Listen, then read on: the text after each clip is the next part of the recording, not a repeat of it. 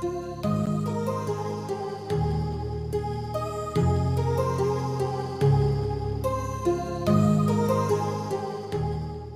morning, everyone. Today we would like to talk about the topic transportation, with a specific focus on the current transportation in Hanoi. Our presentation includes two main parts.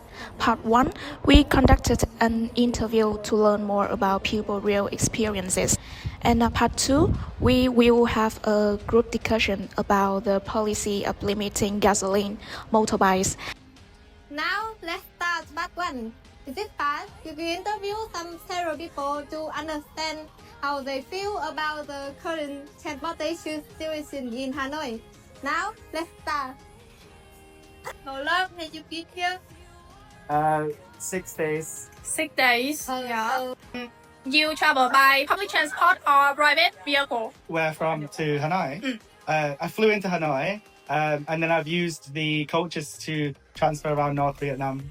Which transport do you choose to go in the capital? Okay, I chose a Grab. So I've been to Ho Chi Minh first for 2 days, and then I came to Hanoi yesterday night. So it's been a day, and I'm staying until like tomorrow. Oh, so do you use any public transportation in Hanoi? No public transportation, no. We only take a scooter and taxi, basically using the Grab application. We are going to visit some parts of Vietnam. We are going to stay here in Hanoi. We are going to take a Junco, the boat, to visit the delta of Ngọc. And we are going to stay in Ho Chi Minh. What do you think about the problem of traffic, congestion, and emission in Hanoi? I think that's a good point to reflection, because there are a lot of contamination here, and the traffic can be more fluid. I would say that the center of Hanoi is quite busy with all scooters and stuff, and there is no kind of public way to go around. Really, no bus or very subways as well, like in other big cities. So yes, there is, I would say, way for improvements to change the way that we use transportation. Like, for example, using electric bike instead of once we use petrol or diesel. So yeah, that's my opinion. I expected it because it was a capital city and also a touristy city, but it wasn't too bad. Do you feel it's very crowded? It is crowded, but I think not compared to other capital cities. Let's return to daily life and experience that our group has about transport. How do the severe traffic conditions affect your personal mood and daily experiences? The severe traffic adversely affects my mood, making me feel stressed and irritated. It leads to unnecessary delays, which makes me constantly worried about being late. The worst thing is the disregard for traffic rules shown by some riders, like cutting across lanes without signaling, which create a highly unpredictable and dangerous environment. The severe traffic condition in Hanoi influence my mood quite a lot. Being stuck in traffic jam make me tired, stressed, and sometimes exhausted. It feels like a waste of time and energy, and it reduces the quality of my day. I'm either. Heavy traffic has a terrible impact on my mood and productivity. When I have to sit in travel for a long time, I feel anxious and easily annoyed. I also feel that my time is being wasted, and the noise, dust, and heat during peak hours can be overwhelming, so I can't stand dealing with ungrateful drivers who don't respect the traffic rule. So it definitely creates a sense of constant tension while traveling. Since traffic affects our life both physically and mentally, it makes sense to consider how the government and society can improve the situation. One of the most notable proposal is a policy of limiting gasoline. Do you know about the gasoline limitation policy? Yes, I know about the policy. I think the idea is good because it aims to reduce air pollution and improve the environment.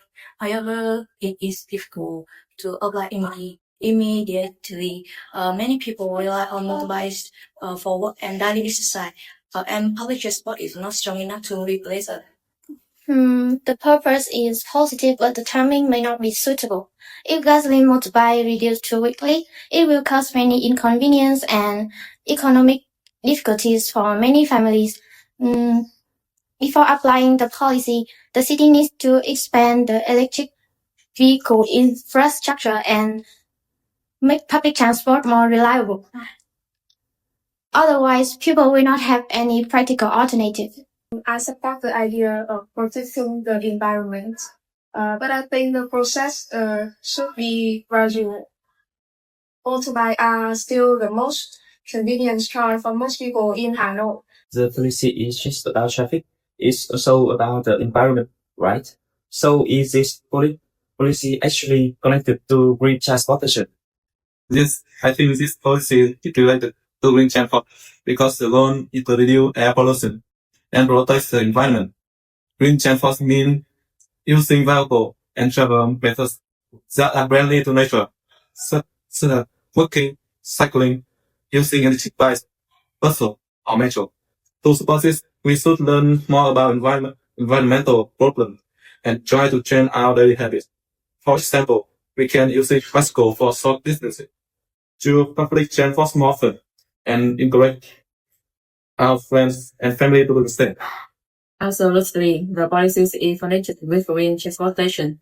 It's expected that in future, transportation in Vietnam may become more modern and greener. There will be more electric vehicles and fewer gasoline motorbikes. Public transport like buses and the metro will improve, so people can travel more easily. If the government and citizens work together, traffic can become safer and less crowded. But I still worry about whether this policy is practical.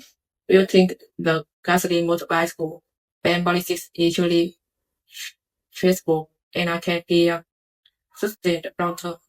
I think the policy can be feasible, but only if the government develop public transportation first, or metroize more bus routes, and better schedules are needed. At the same time, electric vehicles should be more affordable, and charging stations should be built everywhere.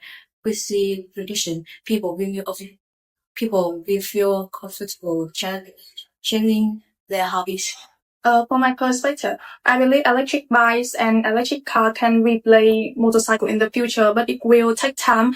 They're better for the environment because they produce fewer emission and use less fossil fuel.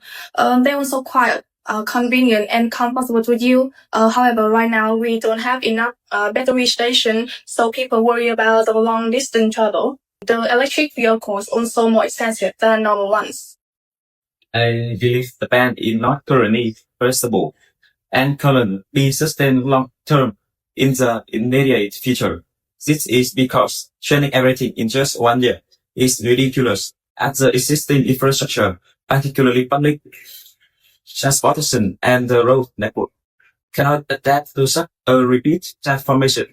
Without a long-term guardian plan, I will only create chaos and social concern. So in conclusion, the current transport system in Hanoi is facing serious challenges, including congestion, pollution, and the dependence on gasoline motorbikes. The policy of limiting gasoline motorbike is closely linked to the concept of green transport. However, it requires a gradual and well-planned transition together with improvement in public transportation, electric vehicle infrastructure, and environmental awareness. Only when these elements are implemented can Hanoi move toward a cleaner and more sustainable future.